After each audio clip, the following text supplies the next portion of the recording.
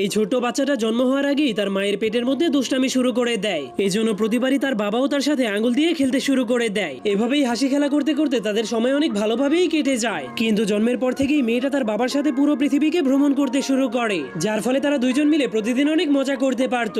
কিন্তু তারা তাদের বাড়িতে ফেরার পর মেয়েটা তার বাবার চোখগুলোকে হাত দিয়ে ঢেকে দিত। তখনই তার মা এসে তার কিউট ছোট্ট বাচ্চাটাকে ওয়েলকাম জানাতো। তার বাবা মায়ের সাথে থাকার কারণে মেয়েটার কোনো বিষয় নিয়েই কোনো সমস্যা হতো না। এজন্য মেয়েটার নজরে তার বাবাই ছিল তার একমাত্র রাজা।